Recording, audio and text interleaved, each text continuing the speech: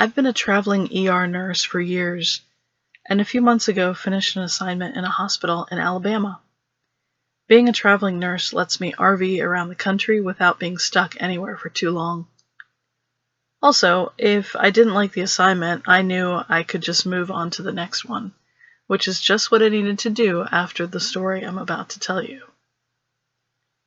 One evening, we had a woman, let's call her Mary, age 24, admitted for a stabbing injury on her thigh.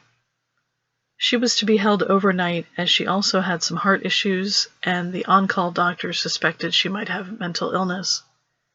Why, you ask? Because she claimed that a demon had stabbed her. Well, this raised some eyebrows, but we hear all kinds of wild things in the ER, so it wasn't too far out of the ordinary.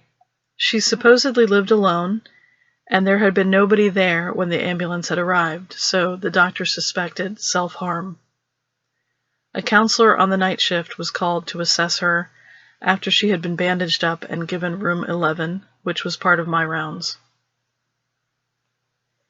Being curious and nosy, I spent extra time in the room getting her comfortable as the counselor interviewed her about her injury. The woman looked tired and nervously looked around. She leaned forward in the bed as though to whisper, but then winced in pain and fell back against the pillows. She said, "I hope he's not here." "The person that did this to you? No, you're safe. Nobody will hurt you here," the counselor said. "Oh, he's always with me. He never leaves me alone." The counselor looked at me with a knowing smile, one that said, "Oh, here we go." She asked, "Who did this to you?" "I told the doctor already. It was the demon. He gets angry when he can't get out," she said. "He cuts me to get out. He was gone for a few days, but now he's back." As she said this, her head turned all the way around directly towards me, and her mouth contorted into an exaggeratedly large smile, the corners of her mouth pulling far back. Where her eyes should have been, there was only darkness now, like two gaping black pits. Her head was now turned completely away from the counselor, staring straight at me. The counselor was busy writing her notes and was looking down. I was frozen, holding her fluid line. She was just staring at me. In that moment, I knew what it felt like to be prey. I took a step back, which broke the woman's gaze, and she turned back towards the counselor, still writing her notes. I started towards the door. As I looked back, it was the young woman again, no horrifying face. Had I imagined that? I left the room and went back to the staff area and sat down. That lady's face had changed in an instant. It was like nothing I'd ever seen before, and it was horrifying. I didn't want to go back into that room, but she was under my care. I must have been imagining her face change, I thought. There's just no way that that happened. About 10 minutes later, the counselor came out and asked to speak with me. She said she felt Mary was a threat to herself and was going to recommend that she have a complete psych eval. She said it could take up to 48 hours for them to come and get her. Great, I thought. This was going to be a long shift. As I did my rounds, I got busy and started to forget about Mary, at least for the time being. I had other patients that also needed my attention. About an hour later, as I headed down the hallway in the direction of Mary's room, hands full with catheter equipment, I felt like somebody was watching me. I looked up as I was about to pass Mary's room and saw her standing just inside her dimly lit doorway, staring at me with that same creepy smile, black holes for eyes again. I froze, dropping what I was carrying, and looked down when I heard it all hit the ground. When I looked back up, the doorway was empty. I took the last few steps towards her room and looked in, expecting to see her climbing into bed because it had just been a couple of seconds. But now she was just lying in her bed, looking straight up towards the ceiling. I took a few steps into the room, but it was quiet, aside from the steady beeping of her machines. Her eyes were open, but there was no smile now. She looked in my direction as I entered the room, expressionless and quiet. I quickly scanned her machines and told her to stay in bed. She just stared up at me. A few hours later, a ward assistant I was working with, Natalie, rushed past me saying the heart monitor in room 11 was going off. When we got to the room, we found Mary sitting up, leaning over her other leg and pushing back bloodied sheets. We ran in and asked her what happened. "He got back out," she kept saying. Since I had overheard her conversation with the counselor earlier, I knew what she meant, that the demon had supposedly stabbed her to get back out of her body. I ignored Natalie's puzzled look, and we took Mary back to see the ER doctor. While the doctor was working with Mary, Natalie and I went back to the room to clean up. We couldn't find anything that she could have used to cut herself. No knives, no broken plastic parts, just nothing. We couldn't figure out how she had hurt herself. I didn't say anything, just kept getting the room together, knowing I'd have to see Mary again very soon. After a few hours, she was back in room 11, under my care again. This time, the doctor ordered restraints for her because he thought she was doing this to herself somehow. She pleaded with me, I'm not doing it, it's the demon." I was curious now and wanted her to settle down. "So when did this all start?" She leaned back and sighed. "When I was 16, my friend Kim bought me one of those stupid Ouija boards that everybody thinks are a joke. She said she had heard of a ghost story about a little girl and thought it would be fun to reach out to her. We tried for weeks, and then one night this thing made contact. It said its name was Eleanor, and that she was a little girl that had died. Naturally, we wanted to learn more about her, so we kept using the board. But after a few months, we realized it wasn't a little dead girl, it was a demon. It toyed with us for years. It would possess us for hours at a time, and during those times we were terrified of what it would do as us. Kalat, as it prefers to be called, would do horrible things, cut, burn, torture us, and always threaten to end our lives if we revealed him to other people. One night when my friend said she didn't want anything more to do with Kalat, the board went silent, and he seemed to disappear. She did it! We were so happy, we thought we were finally free of him. She posted on Instagram about Kalat for the first time and told everyone she had gotten rid of him for good. On her way home from my house that night, she lost control of her car and drove into oncoming traffic. But I know she didn't lose control. He made her do it. Kalat told me her death had freed him, and now he could come and go as long as he had a body to enter. He stays with one body until others learn about him, and then he torments them too. But he never leaves me alone.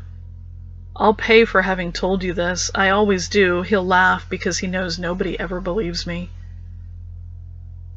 Her pain meds started kicking in, and she started nodding off.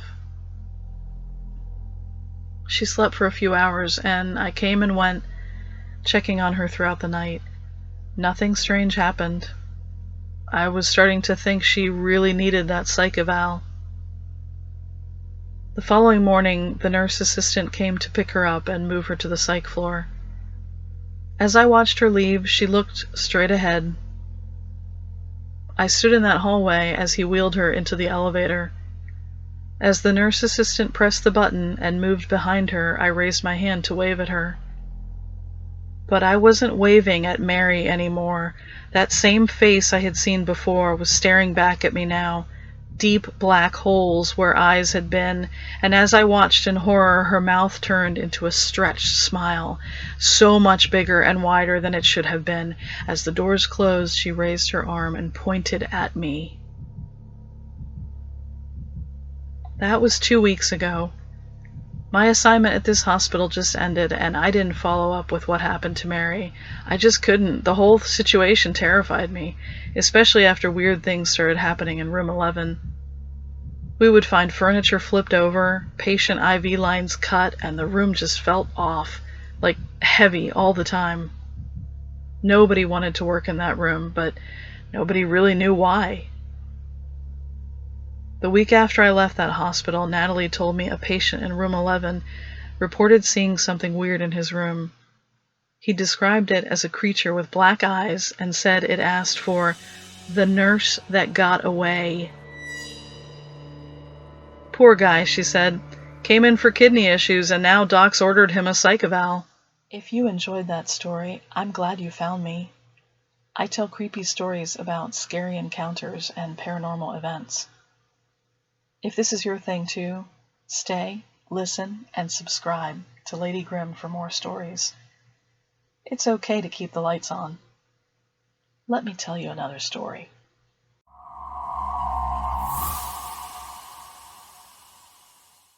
I'm a maintenance man at an old hospital. The hospital grounds and buildings are huge and very old. They date back to the mid-1800s, and it's been some sort of institution since it was first built. It had been a prison first, then a hospital for troubled youths, and now it was a regular hospital. I've seen so many strange things in those buildings, things I can't explain, but have convinced me that there's more around us than what we can actually see. Here are a few of my stories, but I really do have tons of them. Story 1. When I was first hired, there were 4 of us in the maintenance department. Because the building was so old, something always needed to be repaired. I was called in to fix a light in one of the surgical rooms that would turn off during surgeries. I had to wait for late afternoon to do this repair because there were surgeries scheduled that morning. When everybody had cleared out, I cut the power to the room and used my headlamp for light inside the room. As it was an operating room, there was no daylight available for me to see by. I got to work in the empty operating room and immediately felt uncomfortable. I felt as though somebody was watching me. Surgical lights are big and heavy and actually quite involved. I had to concentrate to be sure I was handling it properly. I shook my head and started disassembling the light. As I disassembled piece by piece, I saw the door to the operating suite open slowly. I turned my headlamp in the direction of the door, but there was nobody there. I stopped working for a second, wondering why the door had opened, and in that instant felt a shock go through my fingers. The wire I was holding went live. I don't know how that happened because I had cut the power, but I immediately put everything down and went back out to the electrical box and cut the power again. When I reached the box, the switch was turned to off, so I can't explain how there was an electrical current running through that light. I just know I got shocked. I finished that repair and got out of that operating room as quickly as possible. The whole time I had been doing the work, I had felt like somebody was in that dark room with me. I found out later that that floor was formerly the execution floor. Executions which were done by electric chair. Story 2. We handled all the simple things, but if there were big repairs needed, we'd hire out. In one of the hospital's administrative bathrooms, we found a sizable leak. The leak was happening in the walls and involved the pipes leading to the sinks. Basically, we would need to hire both plumbers and a contractor to repair the walls once the plumbers were done. When we started, there were 2 plumbers. The day they were there, one of them had to run to the store to pick up some supplies, leaving the other one to work alone. The one that stayed found my office and specifically asked me if weird things happened there. Having experienced quite a few weird things, I asked him what happened. He said that 2 of his wrenches went sliding across the floor and he heard singing when his partner had left. He said the bathroom felt very cold despite the old radiator being on, and it just felt weird in there. I told him lots of weird things happen, and the crew and I have just come to expect these things to happen. It's an old building, man. Are you okay to finish the job? "Oh, yeah, we'll finish it." The look on his face wasn't convincing, though. The following day, he didn't show up. It was just his buddy who finished the job, and he finished it fast. He didn't say a word about anything happening, but he looked pretty frazzled on his way out. Story 3. Every hospital has a morgue, the place where those that have passed are kept until their families or the state come to handle arrangements. This hospital had its own morgue floor. Being as old as it was, there were many souls that had passed through that building. Also, being in a cold climate, families of those that passed in the wintertime had to wait until the ground thawed to bury their loved ones. This was by far the most active area of the hospital. Things broke so regularly that they moved all administrative offices one floor up to avoid disruptions. This left the morgue and the laundry. Besides those two sections, the basement was empty. The entire floor was always cold, despite being underground where the temperature was most stable. Lights would burn out very fast, the elevator would get stuck down there. The staff generally refused to take the elevator down there unless they had a gurney to transport. You would also hear voices, and sometimes even crying. It was horrible being down there. I don't know what I was expecting when the guys told me about this floor. Maybe I was just in disbelief, but the first time I was called to work down there, it was to fix the elevator that was stuck. Of course. When we got the call, one of the other maintenance guys, I'll call him Eric, offered to come help me. "It can get pretty creepy down there," he said. "No, I'll be okay," I told him. Honestly, it kinda creeped me out that the guys wouldn't work down there alone. Most people don't like to admit when they're scared, especially at work. I took the stairs down to the morgue floor, and the moment I walked through that doorway into the hallway, everything felt different. First, it was colder, which didn't make sense. The morgue is closed and locked for obvious reasons, so it shouldn't have been colder down there. Second, the walls are a sickly pale green color. Ugly? Yes. Creepy? Also yes. I didn't know why this floor wasn't painted white like the rest of the hospital. It just didn't feel comfortable down here. And lastly, the floor was always so quiet. Like I said, there weren't any administrative offices down there anymore, just the morgue, which by default is quiet, and the laundry at the far end of the floor through the doorway, so you really couldn't hear much from in there. Hospitals generally have a quiet hum of white noise, but this floor was silent. As I set my tools down by the elevator door, I hit the button just to see if the doors would open. To my surprise, the down arrow came on, and I could hear the elevator moving closer. Oh, I guess it got stuck between floors, I thought. The door opened, and a thin man in a hospital gown stood inside, looking at me. I was surprised, but instinctively stepped back to let him off the elevator. As I turned to let him know he was probably on the wrong floor, I realized he was gone. There was absolutely no sign of him. The floor was quiet, the elevator was empty, and so was the hallway. He was just gone. There was nowhere for him to go. As I said, the morgue is locked. The laundry is all the way down the hallway through the doors. There was nowhere for him to go. I grabbed my tools and ran back up those stairs. I told Eric what had happened. He laughed and said, "I told you, man, creepy stuff happens." He told me about the first and last time he went down there alone.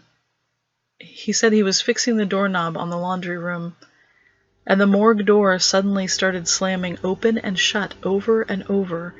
He said he had to run past it to get up the stairs. He said he's never gone down there by himself again.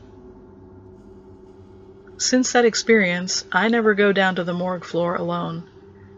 If there are repairs that need to be done, when there aren't two of us available, they just have to wait. As it is, weird things still happen when we're doing repairs together on that floor, but it's more bearable when you're not alone. There was one morning when we had to replace all the fluorescent lights in the hallway of the morgue floor, and we were down there for like 3 hours. Even though the whole place felt heavy and uncomfortable, nothing happened. As we were packing our stuff to go back upstairs, we heard something move in the morgue room. I looked at Eric and started towards the sound. "Don't do it, man. Let's just go. Don't even look." He genuinely looked worried. I turned back and picked up my bag, but we did have to walk past the door to the morgue to get to the stairs. Eric walked fast past the door, looking down at the ground. But I couldn't help myself. I wish I hadn't looked, because I'll never forget what I saw. Through the window, standing just on the other side of the door, was an old woman staring through the door at me. As I looked at her face, I knew I was looking at someone that was no longer alive. I couldn't look away. As I passed the door, her mouth opened into a silent scream as she stared at me. I heard nothing but our footsteps now running towards the stairs. I have so many more stories to tell about this hospital, but that's it for now. If you do want to hear more, let me know.